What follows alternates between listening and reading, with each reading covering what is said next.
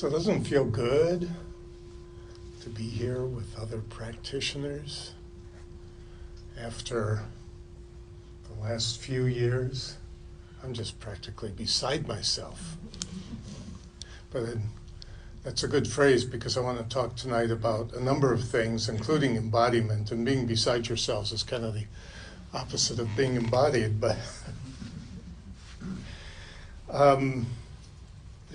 there's just something so good about practicing together. And I think those of us who've had a practice for a while have maintained it during COVID, but it's just so amazingly wonderful to be together. And it's also New Year. And some people, a lot of people take stock of their lives this time of year. And so I think it's a wonderful time, and I'd like to talk about taking stock of our practice of mindfulness, and for some of us, our practice of Buddhism. Since I started thinking about this a few months ago, I recalled a epical story that I'd like to share with you. And it took place in 2006 when my wonderful life partner Mary and I went to Plum Village, which is Thich Nhat Hanh's monastery in the south of France. We went for a 3-week retreat, and also that's when I was ordained into Thich Nhat Hanh's Order of Interbeing, which I'll mention again a little later and describe a little bit later. The overall theme of the retreat was the Sutra on the Mindfulness of Breathing, but the clear sub-theme of the retreat was this question, which we call Thich Nhat Hanh Thai, which is just Vietnamese. It's an affectionate Vietnamese name for teacher, which Thai asked a number of times during the retreat. What is your practice? What is your practice? And I think this is an important question for us all to consider, whether we're new to this whole area of mindfulness, as some of you are, whether we've been at it for a while, whether we practice Buddhism, whether we don't practice Buddhism, whether we're young or old, although it's a little different, I think, for younger folks. What is your practice? So at this retreat in 2006, I didn't think much of it when Thai first asked it. I thought, oh, that's just Thai and his pesky insistence that we be aware all the time. But then Thai invited all Order of Interbeing members to lunch. And we sat in a circle, and as we were beginning our lunch, Thai asked us to share our answer to that question. What is your practice? And we went around the circle and told Thai what we thought our practice was. When we got to my turn, I thought I would be so very clever, and I'll cop to this, impress Thai by answering, I meditate every morning, and then I try to be mindful during the day. Thai didn't stop chewing.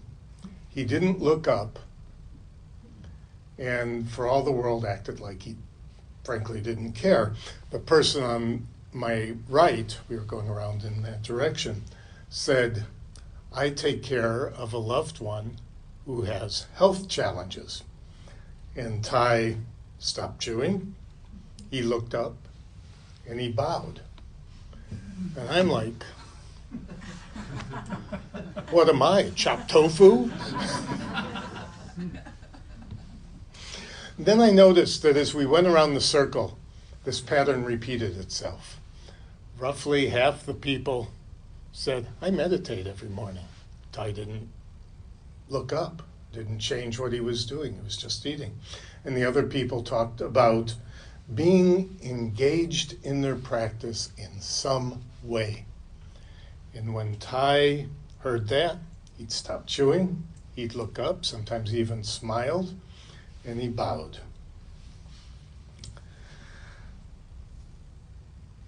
Well, okay. So let's just get the obvious out of the way first. It was a bit of a blow to my ego, of course. I was disappointed. But what Thay was getting at, of course, was his call to engage our practice in the world, not only for our own benefit, but to the best of our ability, for the benefit of all beings everywhere. It's a pretty tall order, but that's what Buddhism is. I think all Buddhist and secular mindfulness traditions encourage this aspiration. And we see that at the end of Buddhist gatherings, and we'll see it Sunday when we share the merit, which is just a reminder that may the benefits of our practice this weekend benefit all beings everywhere. The actual practice of how we meditate, what ceremonies and rituals we participate in, if any, how we meditate, that varies among the traditions, and it's all good. But the aspiration of alleviating suffering is shared by Buddhists and mindfulness groups everywhere, and this isn't just aspirational in the modern sense of the word. The Buddha himself often said that despite the fact that he left us with so much Dharma, last figure I heard was 5,000 pages of sutras and other teachings, he summarized all of that down into two things that he said he taught. I only teach suffering and how to alleviate suffering. And all the other stuff was just how to do that, how to understand how suffering arises and how to alleviate suffering. And as some of you know, we can't alleviate suffering until we understand how it arises. And this was his teaching from the very start of his teaching career. In his very first Dharma talk, the Buddha gave us the Four Noble Truths, which were a very meticulous outline, blueprint for what he would teach. And the first two Noble Truths described suffering and how it arises, and the second two Noble Truths provided a path out of suffering, a very specific path. Specifically, the fourth Noble Truth is the Noble Eightfold Path. Those of you who are new to all of this might already be getting the idea that there's a lot of lists here, 4 of this and 8 of that.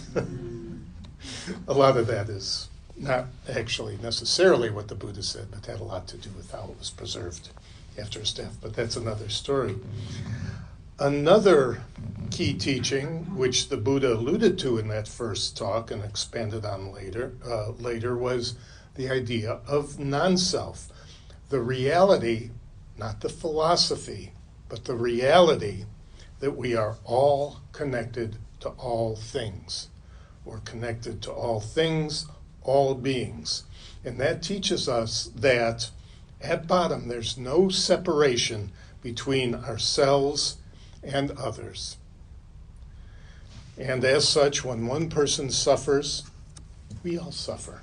It's not unlike Martin Luther King. This is Martin Luther King weekend. It's not unlike Martin Luther King saying that as long as one person is oppressed, we are all oppressed.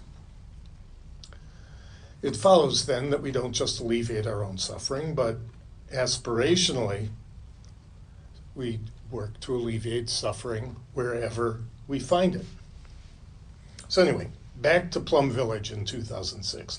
I learned some important lessons that day from my lunch with Thay, some of which took a few years to percolate and rise up to my being conscious of them.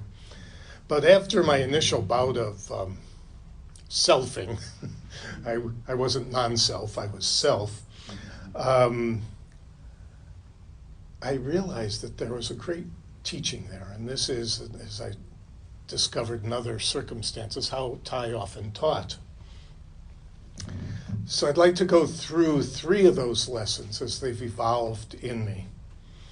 There's a lot more here, and I'm just maybe skimming the waves. But the first lesson was be intentional about your practice. Intentionality is intrinsic in Thay's question, what is your practice? If you're not intentional about what your practice is, it's hard to be intentional about it. I couldn't answer Thay's question in the way he was teaching because, frankly, I hadn't been very intentional. I'd been meditating since 1971, but I learned how to meditate, and I just meditated. And don't get me wrong, that's okay too, but we can go as deep as we wish in this practice by first adding the element of intentionality. Intentionality begins, of course, with figuring out how we physically want to practice what works best for us. Some traditions just have us focus on the breath. Others train us to learn to work skillfully with what arises in the mind. There's a lot of stuff in between there. We can observe colors, as I mentioned earlier, or mantras. We can be more investigative about what arises in the mind or less investigative. I'm not here to tell you how to do it, but I am here to tell you to be intentional about it, because in my experience that leads to a deeper practice. Now, meditation is, of some sort or another, is the foundation of most traditions, both mindfulness and secular Buddhism. But we get to pick how we want to do it. It's how we train our mind to be present in the present moment, in the current moment, and how we deepen our awareness, both of the world around us and the world within us. But Thay, like the Buddha himself, taught us that we shouldn't necessarily and automatically practice the way somebody tells us to. We get to discern. The Buddha addressed that need to find our own practice in the Kalama Sutra, in which the Buddha is teaching people in the region of Kalama.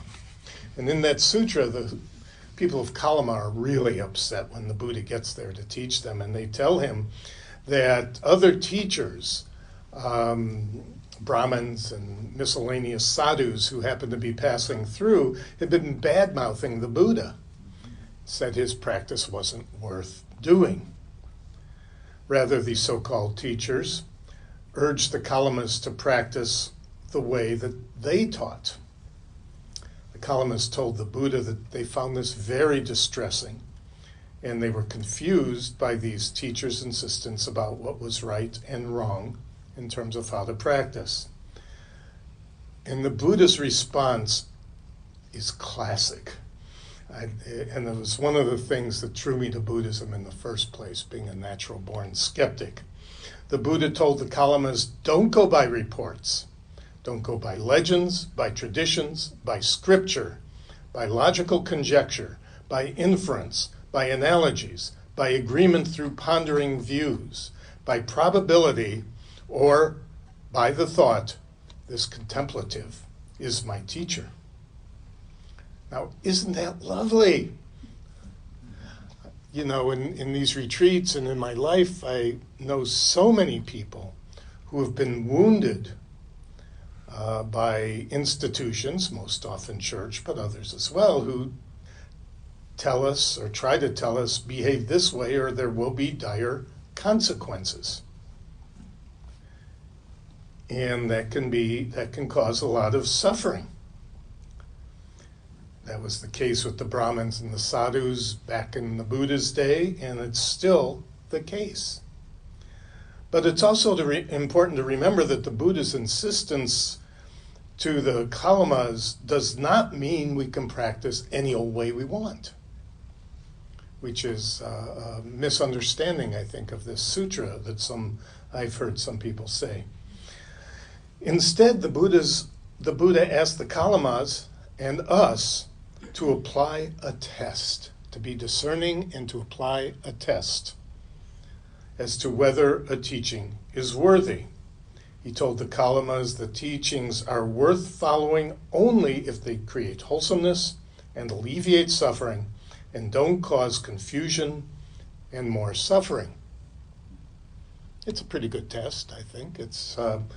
He said in particular, if these qualities of practice are skillful, if these qualities are blameless, if these qualities are praised by the wise, if these qualities, when adopted and carried out, lead to good welfare and to happiness, then you should enter and remain in them. Pretty straightforward. Notice the Buddha wasn't trying to sell his own teachings to the Kalamas.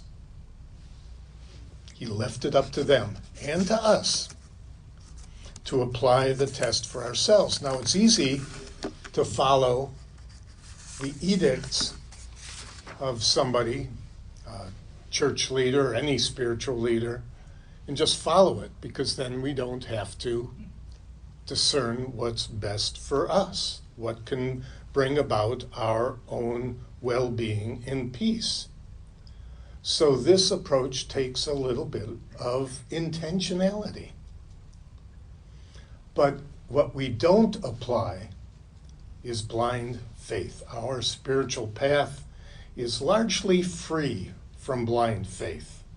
And every now and then I'll encounter some, and maybe some of you have too, and just on principle I'll say, I'm out of there. Might be true, might not be, but I don't want to be told what I have to believe. Now that's just me.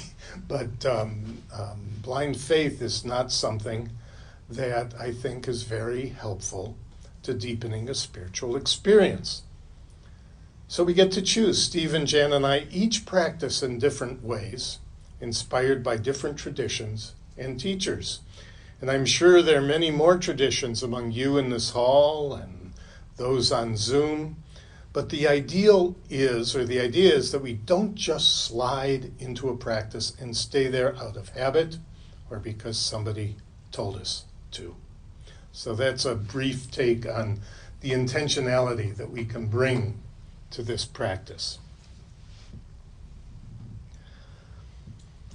The second lesson I learned from Thai that day in 2006, besides being intentional about our practice, is right or wise effort is crucial to our practice. In the spirit of not violating the precepts that we took earlier, I asked Maureen if I could take this off the wall because it's perfect. It's from Ajahn Chah, and it's an absolutely perfect quote about what I want to get into. He says Ajahn Chah was a wonderful Theravadan teacher, still is. He just happens to not be in his body anymore. Ajahn Chah said, proper effort is not the effort to make something particular happen. It is the effort to be aware and awake each moment, the effort to overcome laziness and merit, the effort to make each activity of our day a meditation. Sometimes I work hard to write a Dharma talk, and sometimes they just write themselves. And that was perfect. Right effort is both a foundational teaching of the Buddha and also one that is easy to overlook. The fact that the practice requires ongoing, skillful effort, at least if we really want to go deeper and deeper, is surprising to some. I can't tell you how many times I've encountered folks at retreats like this or in prison who realize they maybe need something like mindfulness, or they heard something about it and they're curious, but when they realize that it requires ongoing effort, some of these people are gone. But it requires ongoing effort to go ever deeper. It's a life practice. In one way, right effort is a simple teaching. Not enough effort doesn't get us very far down the path. Too much effort burns us out and also doesn't get us very far down the path.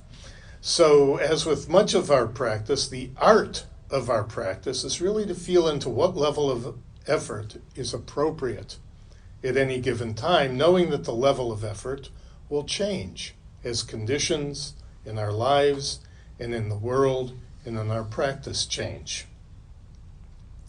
Right effort was so important to the Buddha that he talked about it twice in that very first Dharma talk that he gave. In case you're curious, the Dharma talk is the Dhammacakkappavattana Sutta, which I had to write down in phonetically. All I remember being a child is that there was kaka in it. But it's also easier to remember as the sutra on the setting in motion, the wheel of Dharma, and that's literally what it was. He's in this sutra, his very first, he set in motion the wheel of Dharma that he would expound upon and expand upon for the next 45 years. By way of background, famously the Buddha attained awakening after a long night sitting beneath the Bodhi tree, or the tree of awakening, which, another aside, was actually a pipal tree, which are quite common in that part of the world. In fact, apparently somebody thought to take cuttings from the original Bodhi tree. So in a trip to Asia once, Mary and I, and actually Paul and Janice, who are also here, sat beneath the descendant of the Bodhi tree. I don't know if it did any good, but it was kind of fun to do anyway. So he attained awakening after a long night under the Bodhi tree. And after his awakening, he took a little bit of time to decide whether he wanted to teach what his awakening, what he learned in his awakening, or keep it to himself. And of course, eventually he understood that this is good stuff, he needed to teach it. So he took off on foot, looking for teaching opportunities. And after a while, is my time up? Dang. After a while, he bumped into the 5 ascetics, with whom he had previously practiced, and they practiced an extreme form of asceticism, or deprivation as a means, or so they thought, to attain enlightenment. Often, the stories claim that they survived on 2 or 3 grains of rice a day. Rather than becoming enlightened, the Buddha got very sick and barely survived. And I think that gave him the notion that, this isn't working. So he sat the ascetics that he bumped into down, and he gave this first Dharma talk. And the very first thing he talked about in his very first Dharma talk is directly related to right or wise effort. And the part of wise effort that he talked about is often called the middle way. He told them that what he realized in his enlightenment was that neither running after pleasure and gain, which is a prince he'd been conditioned to do, nor living with deprivation was the way to enlightenment, to nibbana, to nirvana. The middle way, he told the ascetics, gives vision, gives knowledge, and leads to calm, to insight, to enlightenment, and to nibbana. In other words, we should neither become obsessed with the practice nor be lackadaisical about it. Something he stressed in another sutra that some of you may have heard about before. He was talking to a young monk. It's called the Sona Sutra, and he was talking to a young monk named Sona. And Sona was asking the Buddha why he couldn't find the right balance in his practice. And the Buddha said, Sona, you're a lute player, aren't you? And Sona said, yes. He said, what happens if the lute strings are too loose? And Sona said, I'm paraphrasing here, Sona said, the lute won't sound good. And what if they're too tight? The lute also won't sound good. Well, Sona, if one is too eager, the mind will be shallow and unsettled. If one is too lax, the mind will become lazy. The proper way is to be neither too eager nor too lax, but to make spiritual efforts and progress as at a suitable pace. And that's excellent advice. Is excellent advice as it now as it was then. The word suitable is important here. It reminds us that suitable effort isn't a constant. It changes as conditions change, and it changes from person to person. And again, I've used the phrase, the art of our practice. Knowing what is suitable effort at any given time is another part of the art of our practice. So, for example, during one of the sits this morning, I had monkey mind. I looked out at the rest of you. You all seemed very calm, and I'm sure none of you had monkey mind. But if you had, as I did, a little extra effort just to focus on the body and the breath without clinging to outcome. And this will be a repeating theme. If we cling to outcome, it doesn't work. We just have to show up, try our best, and let the meditative chips fall as they may. And so that's an example of how situationally we need to adjust our effort. Another aspect of right effort is to really embrace the fact that meditation, in particular, in our path in general, is not always easy, relaxing, or pleasurable. That's a common misconception about our path. Oh, I need to relax more. I think I'll take up meditation. Well, meditation can be relaxing, but let's face it, it often isn't, because our mind is agitated at times. We are having strong emotions crop up at times, and we're not trying to undo or get rid of what comes up in our mind. We're trying to work with it skillfully, calmly, and mindfully so that what comes up in our mind isn't running the show. Yeah, sometimes it's relaxing, but I think that's more of a byproduct of coming back to our bodies, of breathing. It often is relaxing, but really relaxation is not the main reason we do this practice. And one reason why it's so hard at times is that we're humans, and we naturally develop strategies to turn away from that which is unpleasant, to avoid it, to pretend it doesn't exist, sweep it under the rug, or to blot it out through some strategies I think we all develop over time, say keeping emotional distance, maybe so we won't be hurt. Addiction, workaholism. These are just three of the seemingly infinite number of strategies we humans can come up with to avoid what we don't want to turn toward. Well, as I mentioned, the right effort is so important was so important to the Buddha. They talked about it twice. The first was the middle way, which I mentioned. But he also listed right effort as one of the Noble Eightfold Path. This is big stuff. These are 8 steps that the Buddha gave us that encompass wisdom, ethics, and practice. Only 8, but of course there are all these there's a lot to them, and he filled them in over the course of his career. But one of those 8 is right or wise effort. So yeah, this is important stuff, and it's real easy when the monkey mind hits us, or we just don't feel like it, to say, yeah, the heck with it. But that's not exactly what the Buddha was saying. Now, I've been thinking a lot about right effort. Not just what it is, but my own shortcomings in that regard. And I came up with some do's and don'ts for your consideration. Now, I know this could easily be like the Brahmins and the sadhus who told the Kalamas how to practice.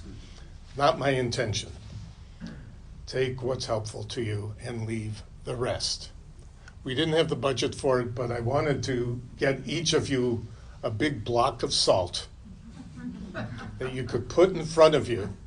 And when I say something that you don't like or don't agree with or don't understand, get a chunk of salt.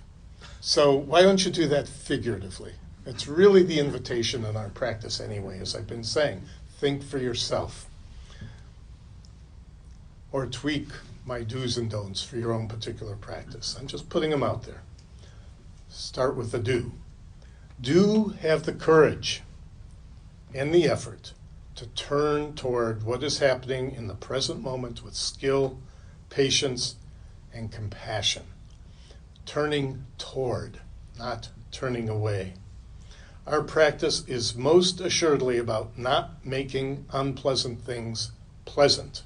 But as I mentioned, developing the skill and courage to compassionately turn towards suffering, however it arises in you, and not letting our strategies of avoidance run the show. And as you practice compassionately turning towards suffering, do nudge yourself a little bit past your comfort zone, if only briefly, with calmness and compassion. Immerse yourself, for example, in the bodily feelings of your suffering. A lot of people are comfortable in their bodies. A lot of people aren't comfortable in your bodies. But as I mentioned earlier, this is an embodied practice, not an intellectual one.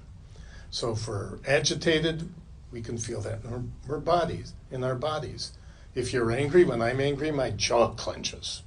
When I'm scared, my belly flutters, usually, but it changes from time to time. So that's one way of turning toward with skill. But it takes a little nudge sometimes to turn toward that.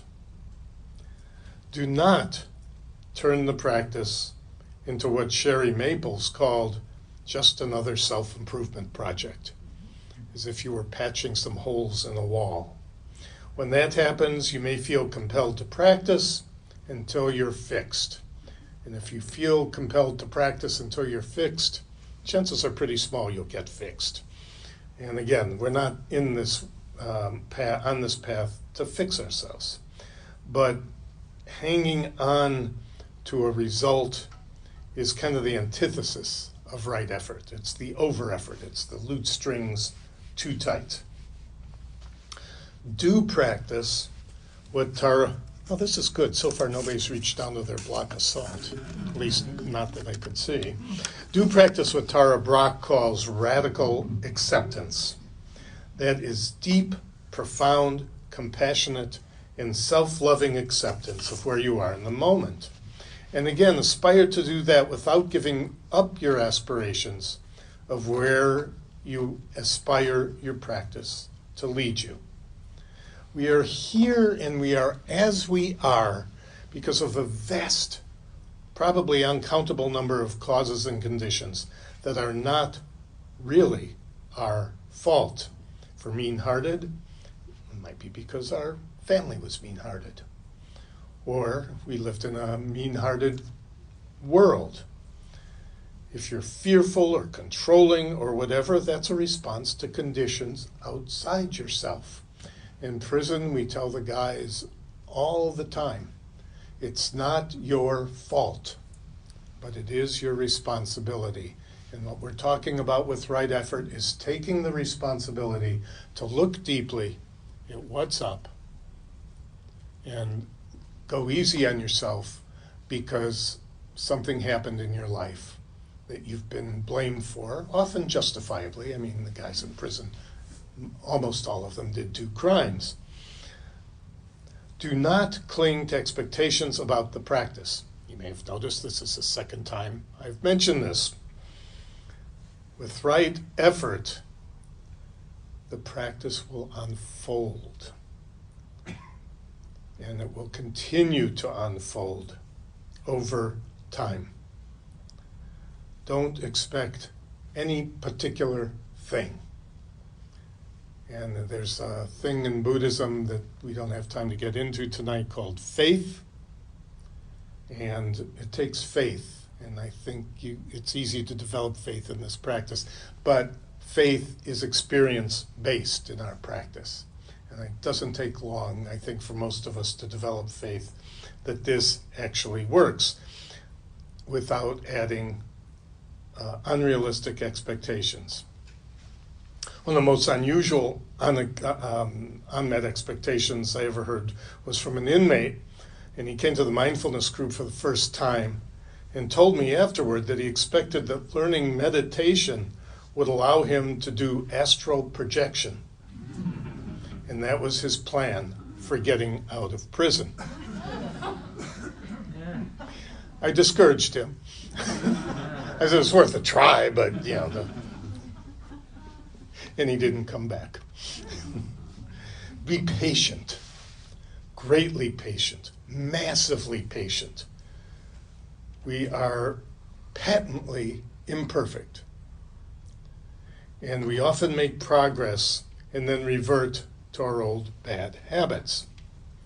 Big part of our practice is simply staying on the path. Show up, practice with right effort, and be patient. Be kind to yourself. Do practice regularly.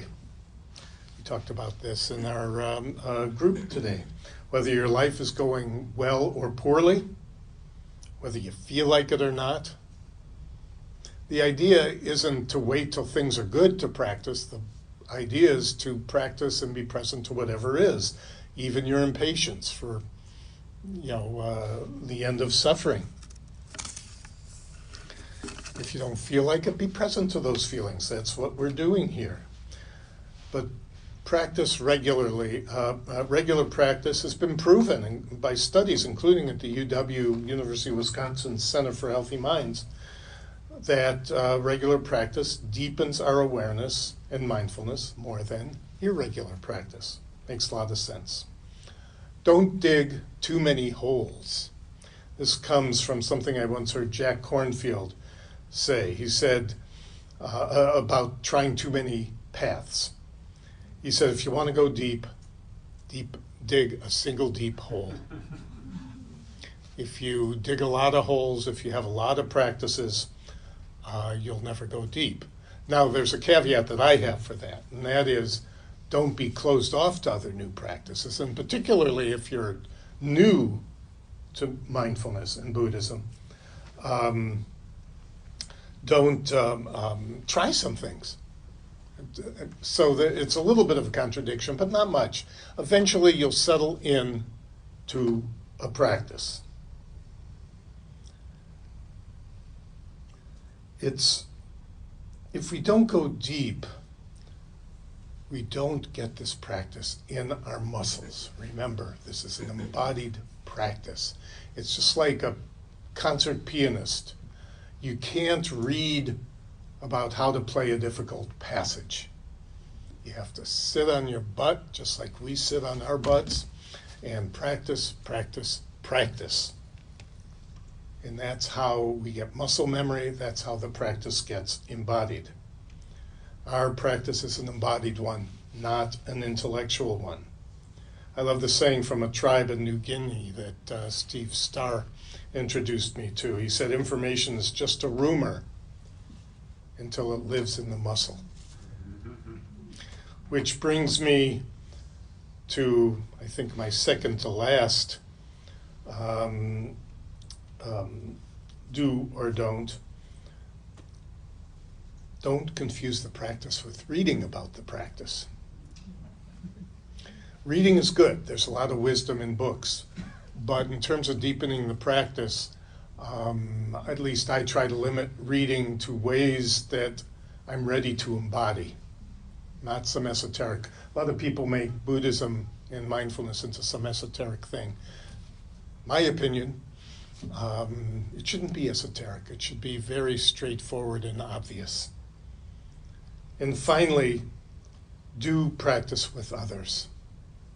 Sure, most days we practice alone, but it is so helpful to practice with spiritual friends.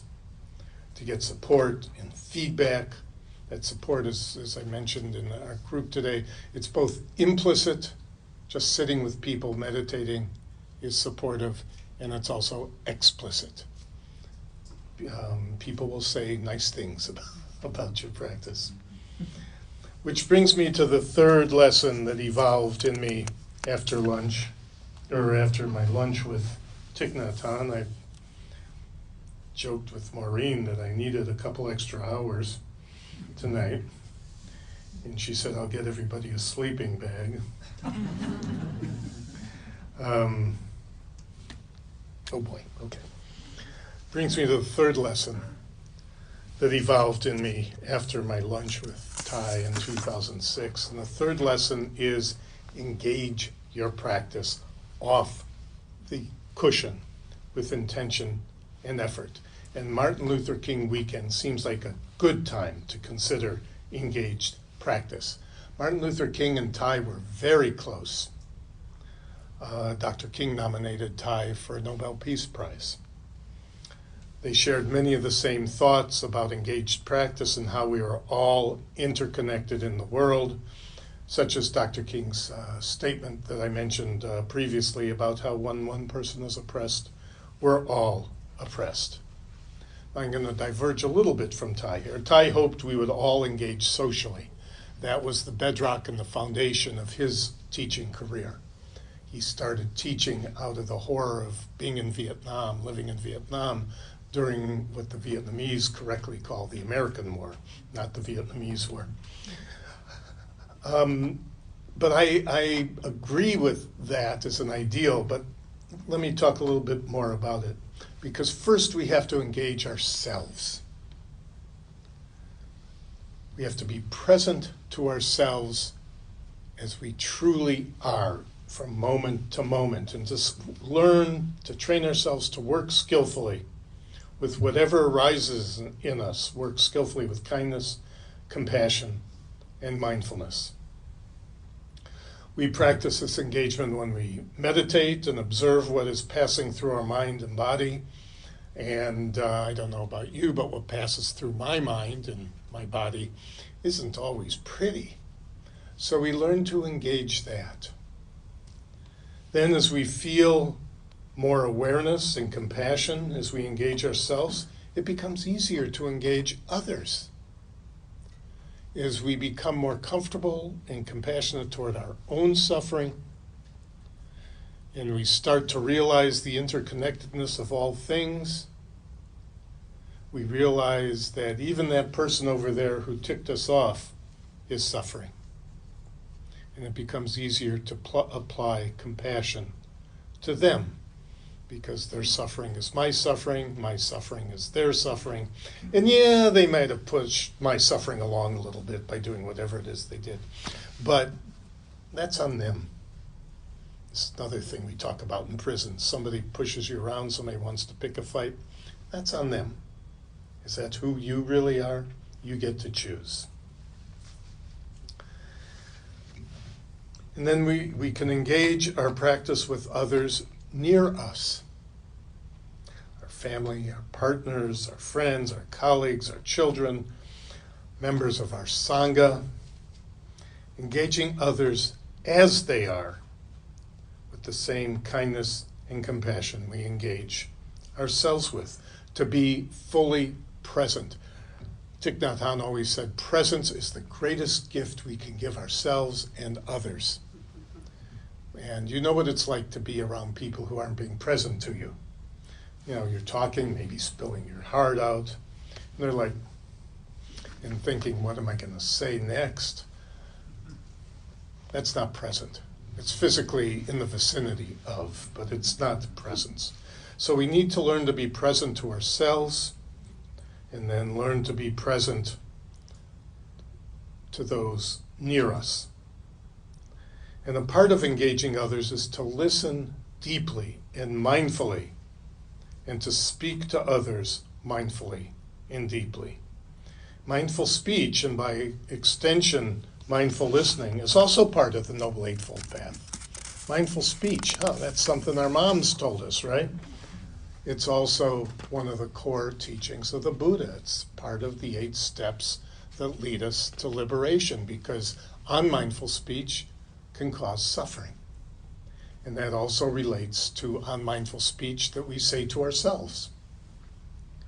We often are as harsh on ourselves with our speech. Oh, you idiot, blah, blah, blah, blah, blah. Goes on and on. So that is engagement, and that is equal engagement to social activism. But when and if conditions in our practice and in our lives and in our hearts are aligned, perhaps we can engage our practice in the greater world. There's so much suffering in the world. Systematic racial injustice, climate justice, hunger, and so many other ways there's widespread pain in our world. However we engage, compassion is at the heart of the engagement. Compassion begins, as I mentioned, with being fully present to suffering in ourselves and others. It does not mean taking on others' suffering as our own. We'll just destroy ourselves if we try doing that. It doesn't mean forcing ourselves to suffer as much as others do, but rather compassion, sometimes called the quivering of the heart in the face of suffering, and the mindful desire to alleviate that suffering to the extent possible. It means being present when people are suffering, and there are a lot of us in this room who go into prison to teach mindfulness, and I think we've all learned that presence, true compassionate presence, is in extraordinarily short supply in prison. And this kind of presence is how we heal. I remember when I started going into prison, somebody asked me, why do you want to spend any time with those people? Meaning the prisoners. And I was so stunned I couldn't answer. But being in prison has helped me understand that compassionate presence is essential for healing, both for ourselves and for others. This type of engagement is a big part of my practice, but it's only my practice. Feel free, get your little chippers ready and take some salt here. Feel free to find your own practice in your own form of engagement.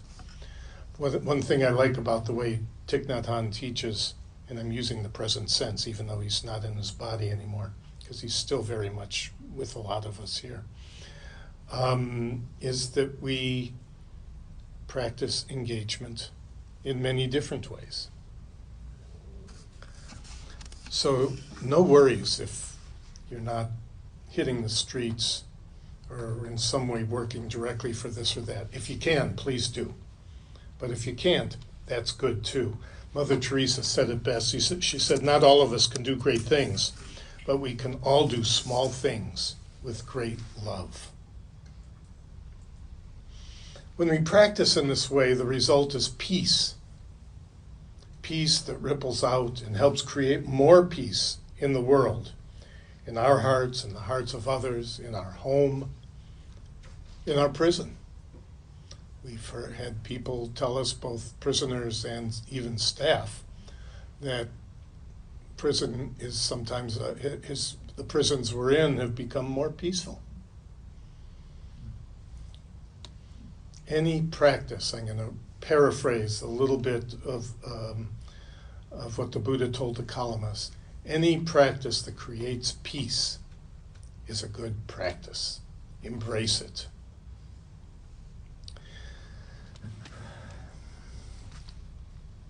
Okay. A few years after that lunch, as things were sinking in, I was learning my lesson, I rethought my practice, or maybe started thinking about it seriously for the first time. I began to feel strongly in my bones that for me, just for me, your mileage may vary, as they used to say in car ads, for me, that I wanted to live my life guided by the 14 mindfulness trainings, which are the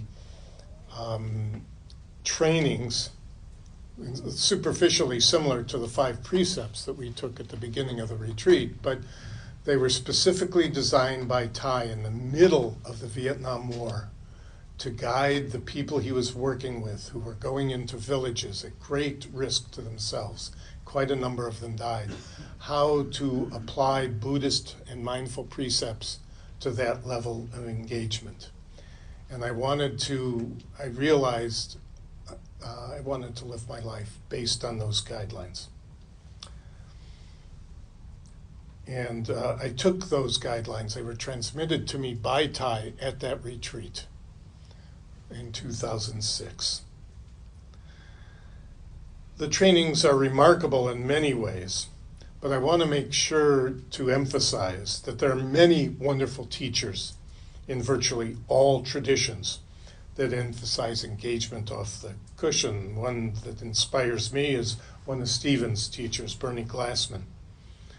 It's a wonderful example of someone devoted to encouraging social engagement growing out of her practice. And I came to understand that my deeper aspiration that matched my personal skill set was that I wanted to apply the 14 mindfulness trainings and help bring mindfulness to people, marginalized people. There are plenty of wonderful teachers for folks who look like us. A lot of them, but very few who look like the prisoners we work with in prison. Not long after that, and this is the power of intentionality, because I don't think it was that much of a coincidence. Not long after that, Kate Edwards, who some of you may know, she was a member of the Order of Interbeing and also trained as a prison chaplain in the same Zen tradition that Stephen's been involved with, invited me into prison where she was already practicing. Kate passed, this last summer, I think. Pardon me? Last May. And one thing led to another. And I haven't counted all of us here in this room, but there's a lot of us here who go into prison. As I told Thay at lunch that day, I still meditate every day. But my practice over the years has become much more intentional, and I've worked to deepen my effort as I engage the practice. I'm not telling you this because I'm exceptional. I'm telling you this because we can all do this as is appropriate for our own lives. It was easy for me to do. Mary said my kids were grown up. We didn't have, we could do it. That's not the case for everybody. You might not be inclined to do this or that. Choosing to engage ourselves, others, and the world is what I'm getting at, and being intentional about it. So I still meditate every day. And there's a part of my ego. You new practitioners didn't think that this practice eliminates the ego, did you? There's a part of my ego that wishes I could be at lunch again with Thay and tell him what my practice is now. My ego longs for Thay to stop chewing, to look up, to smile and bow, maybe even wink, and say, wow, that's amazing. Good job, Dave. After this rigmarole, let's get together for tea. I want to hear more from you. That's my ego talking. That's not anything even remotely close to reality other than the reality of my ego. But I'm still profoundly grateful for the lessons Thay gave me that day 17 years ago, and that he also has given to so many people over the years. These lessons and my practice are still evolving in me. And as long as I'm lucky enough to be walking around in this aging body, they'll keep evolving in me. Of that I'm confident. And I know that setting deep intentions and aspirations and right effort are what helps my practice evolve. So given the ongoing evolving nature and changing nature of our practice and how it's different for each of us, I'd like to end then by asking you the question for your consideration. What is your practice?